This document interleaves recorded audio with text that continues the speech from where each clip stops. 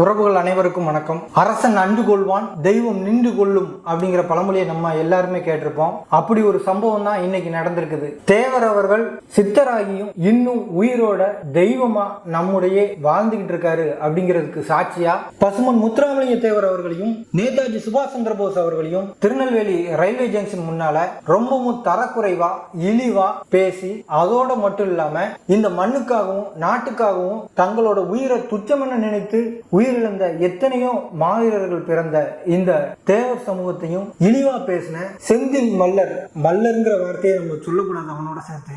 ஏன்னா மல்லர்ங்கிறது ஒரு உயர்வான வார்த்தை. அந்த வார்த்தையை தனக்குள்ளதுன்னு திருடி அதையும் தன்னோட பேரோட இணைச்சுக்கிட்ட இந்த செந்தில்ங்கிற ஒரு நாய் இன்னைக்கு ஒரு பெண்ணை கற்பழிச்ச வழக்குல கைதாக போறதா தகவல் வெளியாகுது. அதுவும் 3 குழந்தைகளுக்கு தாயான ஒரு பெண்ணை வீடு புகுந்து வற்புறுத்தி கற்பழிச்சிருக்கிறான். அதனால காவல்துறை அவனை தேடிக்கிட்டு இருக்கிறதா தகவல்கள் வருது. இப்படியாப்பட்ட ஒரு கீழ்த்தரமான புத்தி கொண்டவன் நீ எல்லாம் தேவர் சமூகத்தை பத்தி பேசுறதுக்கு உனக்கு என்ன அருகதை இருக்குது? பாண்டியர்கள்ங்கிற வார்த்தையை உச்சரிக்கிறதுக்கு உனக்கு என்ன தகுதி இருக்குது? நீ எல்லாம் மீண்டலும் பாண்டியர் வரலாறுங்கிற ஒரு புத்தகத்தை எழுதுற. ஏற்கனவே உங்க சமூகத்துல உள்ள ஒரு ஐயாட்ட நான் நேர்காணலுக்காக போயிருக்கும் போது என்கிட்ட இருந்து திருடி கொண்டு போய் அதுல நிறைய கதைகளை சேர்த்து இவன் புத்தகமா எழுதி வெளியிட்டு இருக்கான் தம்பி. அவன் செஞ்சது எல்லாமே அத்தனையும் ஃப்ராடு அப்படின்னாரு. அப்பவே அவன் தெரியும்டா நீ இந்த மாதிரி பட்டவனா தான் இருப்பேன்னு. அதோட நீ தேவர் சமூகத்தை பத்தி இழிவா பேசும்போதே உன்னை பத்தி உங்க ஊர்லயே சொன்னாங்க இவன் வெறும் பொம்பளை பொறுக்கின்னு. அதை மெய்ப்பிக்கிற விதமா இன்னைக்கு இந்த மாதிரியான காரியத்துல நீ ஈடுபட்டு இருக்குத. அது மட்டும் இல்ல, இப்படியான செயலை செஞ்சுக்கிட்டு நீ எல்லாம் எப்படி வெள்ளை வேட்டி வெள்ளச்சட்டை போட்டுக்கிட்டு ஊருக்குள்ள தெரிஞ்சேன்னு தெரியல. இதுல வேற நான் வரலாற்று புலி, வரலாற்று ஆய்வாளர், நான் அந்த காலேஜ்ல அங்க படிச்சேன் இங்க படிச்சேன், எனக்கு இத்தனை வரலாற்று ஆசிரியர்கள் கொடுத்திருக்காங்க, நான் அப்படி இப்படி வாடான்னு பேசுனீங்க.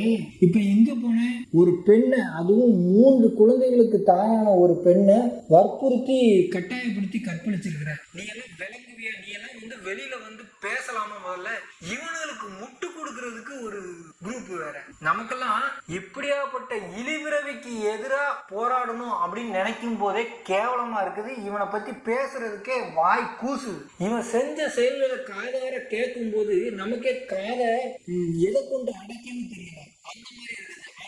இவன் இப்படியாப்பட்டவன் முன்னாடியே தெரியும். முட்டை கொடுத்தானு பத்தியா?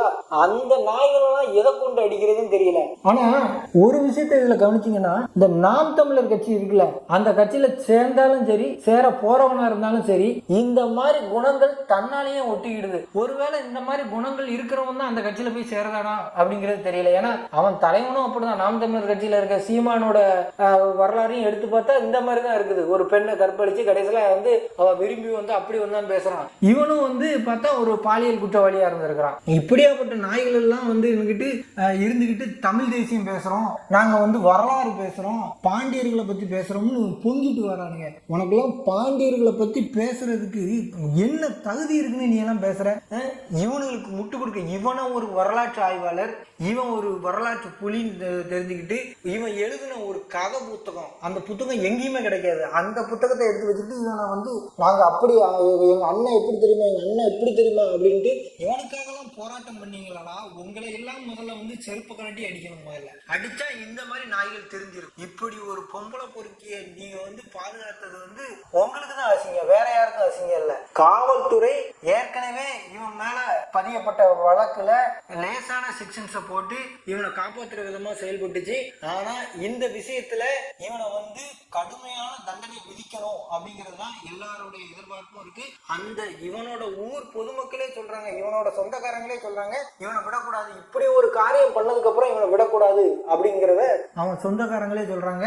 அது மட்டும் இல்ல, இவனை நம்பிக்கிட்டு இவன் ஊருக்குள்ள வரவன் பூரா பண்ணாத சேட்டை பூரா பண்றானா. இவன் ஒரு அமைப்பு வச்சிருக்கானே, அந்த அமைப்புல இருக்கேன் அப்படி இருக்கேன் இப்படி இருக்கேன்னு சொல்லிட்டு வரவன் பூரா எல்லா பயிலுமே இந்த மாதிரி தான் இருக்கானா. அதனால இவனோட அமைப்பை தடை செய்யணும், இவன் மேல கடுமையான நடவடிக்கை எடுக்கணும். காவல்துறை சமீப காலங்களில் கொடூர குற்றங்களில் ஈடுபடக்கூடிய குற்றவாளிகளுக்கு வந்து பாத்ரூம்ல வலிக்கி விழுறதும், துரத்திட்டு போகும்போது கீழே விழுந்து காயப்படுறதும், கை கால் உடைகிறதும், அது மட்டும் இல்லாம தப்பிக்க முயன்றா வந்து துப்பாக்கி வச்சு சுடுறதும், கை காலில் சுடுறதுமா இருக்கு.